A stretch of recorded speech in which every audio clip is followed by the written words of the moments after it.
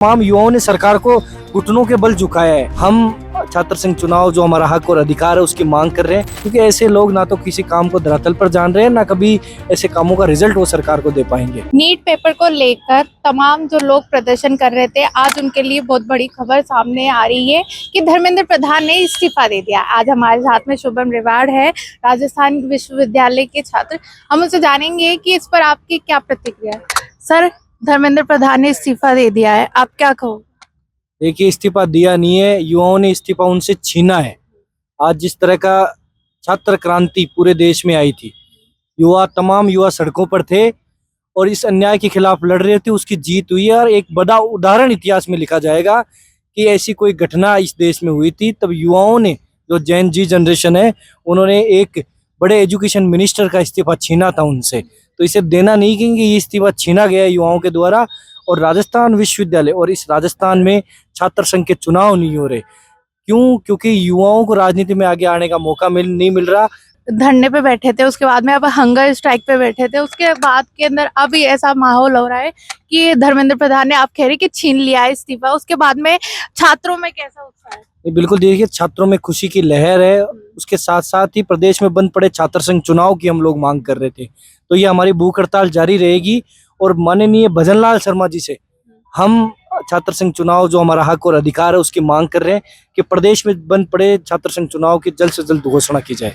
और ये भी है कि अब उनका इस्तीफा तो हो गया है, लेकिन शिक्षा नीति में कोई बदलाव आएगा क्या? बिल्कुल 100% आएगा। देखिए, इतना बढ़िया इतिहास आज लिखा गया है कि किसी इतने बड़े ओहदे के मिनिस्टर ने इस्तीफा दिया है, तो कहीं ना कहीं सरकार हिली है। आज आगे आने वाले समय में जो एजुकेशन मिनिस्टर आएगा, उनके मन में कहीं ना कहीं ऐसा डर होगा कि अगर पेपर लीक किए तो धर्मेंद्र प्रधान के साथ क्या हुआ था, युवाओं ने उनसे इस्तीफा छीना था, तो कल को अगर हमारे साथ ऐसा होगा तो क्या होगा। तो कहीं ना कहीं एजुकेशन सिस्टम में सुधार आएगा।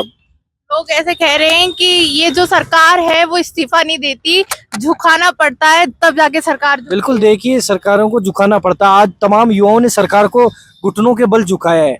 ऐसे सरकार इस्तीफा देने वाली नहीं थी। जैन जी जब तक सड़कों पर नहीं उतरे थे, तब तक ये कुछ समझ ही नहीं रहे थे। जब भी युवा बात करता है तो पुलिस की लाठी उन पर बरसाई जाती है, लेकिन आज पुलिस की लाठियां कम पड़ गई, लेकिन खाने वाले युवाओं के देश में कमी नहीं है।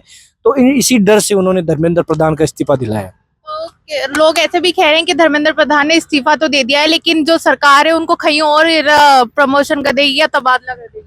नहीं, बिल्कुल, देखिए, ये उनका पर्सनल मैटर है कि अगर सरकार उन्हें कहीं एडजस्ट करती है, लेकिन वो जहां भी जाएंगे ऐसी घटनाएं उनके सामने दोहराई जाएगी। तो हमारा ये मानना है युवाओं का कि ऐसे व्यक्ति को आप राजनीति में किसी पद पर मत पिटाइए, इन्हें बिजनेस करने दीजिए, इन्हें लोगों की सेवा ऐसे ही करने के लिए लगा दीजिए, लेकिन ऐसा पद मत दीजिए जिससे इनके ऊपर इतने युवाओं का भार है, या आगे आने वाले समय में कैसा डिपार्टमेंट दे रहे हो। क्योंकि ऐसे लोग ना तो किसी काम को धरातल पर जान रहे हैं, ना कभी ऐसे कामों का रिजल्ट वो सरकार को दे पाएंगे।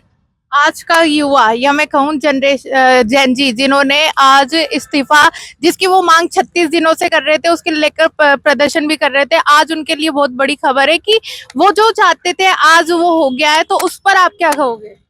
बिल्कुल, देखिए, उस पर एक खुशी की लहर है कि युवाओं ने जो ठाना था वो कर दिखाया और सरकारों को झुका दिया। इतनी बड़ी सरकार को झुकाना जो किसी के बस में नहीं आ रही थी।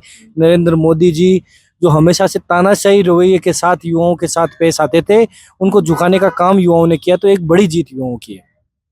देखो, हमने शिवम रेवाड़ जी से बात की है, उन्होंने कहा है कि ये युवाओं के लिए एक बहुत बड़ी खुशी की बात है कि जो वो चाहते थे आज वो फाइनली हो चुका है। धर्मेंद्र प्रधान ने इस्तीफा दे दिया है। ऐसी तमाम खबरों के लिए देखते रहिए द खटक।